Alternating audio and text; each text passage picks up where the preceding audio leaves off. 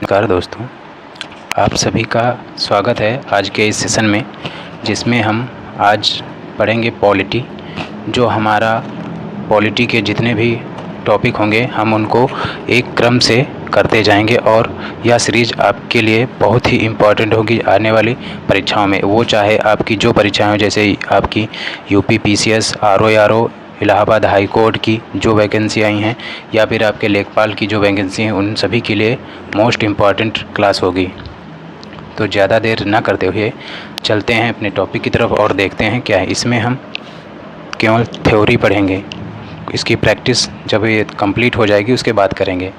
और ये जो हम पढ़ने वाले हैं वो एक हैंड रिटन नोट्स है, तो आप अच्छे से पढ़िएगा। इसमें जो भी जानकारी लिखी वो सब मोस्ट इम्पॉर्टेंट जानकारी ही होगी। तो पढ़ने वाले हैं। कहा गया कि संविधान क्या है, यानी संविधान क्या होता है, कैसा होता है। तो लिखा है, संविधान एक ऐसा मौलिक कानून होता है जो किसी भी राजनीतिक व्यवस्था में शासन प्रणाली का संचालन करने के लिए नियम कानून को बताता है, संविधान होता है। शासन प्रणाली को संचालित करने के लिए सरकार के 3 अंग होते हैं। नंबर 1 विधायिका, दूसरा कार्यपालिका और तीसरा न्यायपालिका।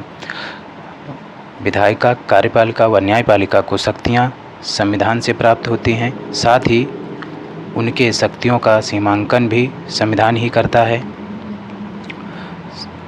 संविधान करता है।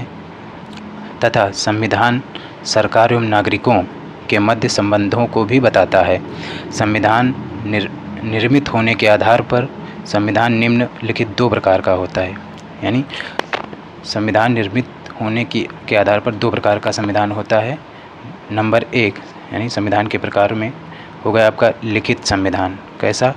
एक तो होता है लिखित संविधान, दूसरा होता है अलिखित संविधान। लिखित संविधान क्या होता है? ऐसा संविधान जिसका गठन संविधान सभा के द्वारा होता है उसे लिखित संविधान कहते हैं। और अलिखित संविधान क्या होता है? ऐसा संविधान जिसका गठन रीति रिवाजों के द्वारा, परंपराओं के द्वारा, विधियों के अनुसार धीरे धीरे विकसित होता है, उसे अलिखित संविधान कहा जाता है। फिर लिखित संविधान का अपना एक लिखित दस्तावेज भी होता है, जबकि अलिखित संविधान का कोई भी लिखित दस्तावेज नहीं होता है। जैसे कि भारतीय संविधान एक लिखित संविधान है जिसका शीर्षक भारत का संविधान है। जिसका शीर्षक क्या है? भारत का संविधान है, जिसका उल्लेख अनुच्छेद 393 में किया गया है। और जबकि ब्रिटेन का संविधान जो है वो एक अलिखित संविधान है। ब्रिटेन का संविधान अलिखित संविधान है। ब्रिटेन का संविधान अलिखित संविधान है और भारत का संविधान लिखित संविधान है। और भारत का संविधान एक लिखित संविधान है, इसका उल्लेख कहाँ किया गया है? भारत के संविधान के अनुच्छेद 393 में किया गया है। अब देख लेते हैं इम्पॉर्टेंट पॉइंट क्या हो सकते हैं। तो नोट में कहा गया है, दुनिया का सबसे पुराना लिखित संविधान कौन सा है? अमेरिका का संविधान है। दुनिया का सबसे पुराना लिखित संविधान कहाँ का संविधान है? अमेरिका का संविधान है। और इसके संविधान में केवल 7 अनुच्छेद ही हैं। 7 अनुच्छेद हैं। अमेरिका के संविधान में केवल 7 अनुच्छेद हैं। दुनिया का सबसे बड़ा लिखित संविधान भारत का संविधान है। और लिखित संविधान जो है वो कठोर संविधान का लक्षण है। यानी लिखित संविधान जो होता है वो एक कठोर संविधान का लक्षण होता है। और लिखित संविधान संघात्मक संविधान की विशेषता है। लिखित संविधान जो है वो संघात्मक संविधान की विशेषता भी है। अलिखित संविधान लचीले संविधान का लक्षण होता है। अलिखित संविधान जो होता है वो लचीले संविधान का लक्षण होता है। और अलिखित संविधान एकात्मक संविधान की विशेषता को बताता है। अब देख लेते हैं संशोधन के आधार पर कोई संविधान निम्नलिखित दो प्रकार का हो सकता है, यानी संशोधन के आधार पर संविधान दो प्रकार का होता है। नंबर 1 कठोर संविधान और नंबर 2 लचीला संविधान। कठोर संविधान क्या होता है? ऐसा संविधान जिसमें संशोधन करने की प्रक्रिया जटिल होती है उसे कठोर संविधान कहा जाता है। कठोर संविधान कहा जाता है। जैसे कि अमेरिका का संविधान जो है वो आपका कठोर संविधान है। अमेरिका का संविधान कठोर संविधान है। दूसरी तरफ लचीला संविधान, लचीला संविधान क्या होता है? ऐसा संविधान जिसमें संविधान संशोधन की प्रक्रिया सरल होती है उसे लचीला संविधान कहा जाता है।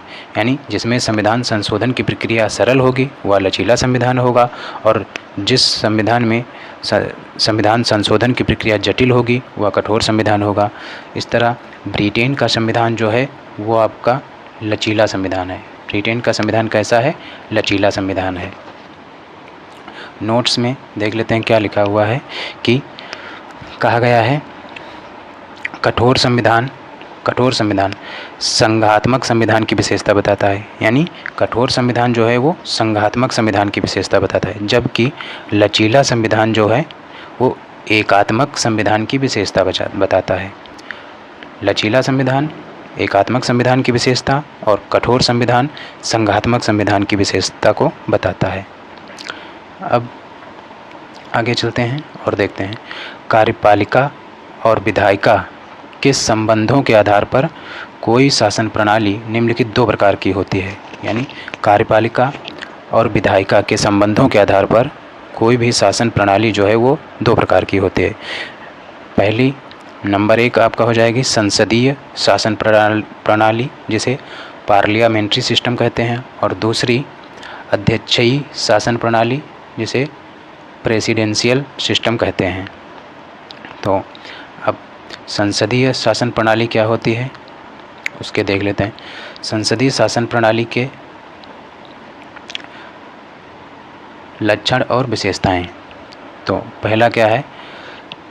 संसदीय शासन प्रणाली में राष्ट्राध्यक्ष नाम मात्र का प्रमुख होता है।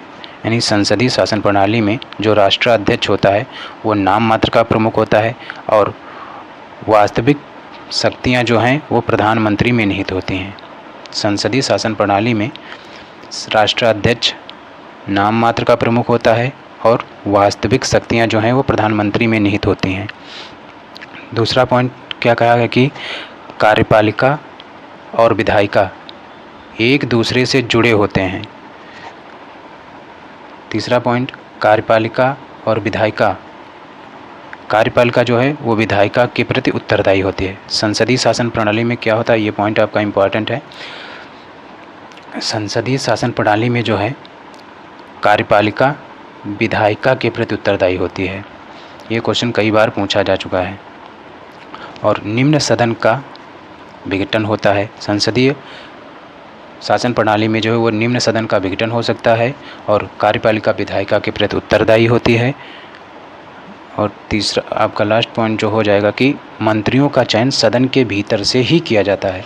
यानी संसदीय शासन प्रणाली में जो है वो मंत्रियों का चयन सदन के भीतर से ही किया जाता है, और निम्न सदन का विघटन हो सकता है संसदीय शासन प्रणाली में।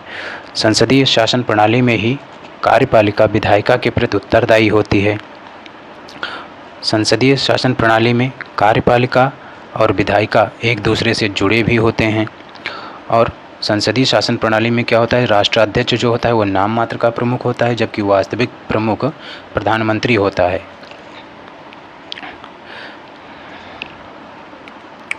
नोट में देखते हैं, यहाँ ध्यान रखने योग्य बात यह है कि बगैर सदन का सदस्य रहे कोई व्यक्ति अधिकतम 6 माह तक मंत्री रह सकता है।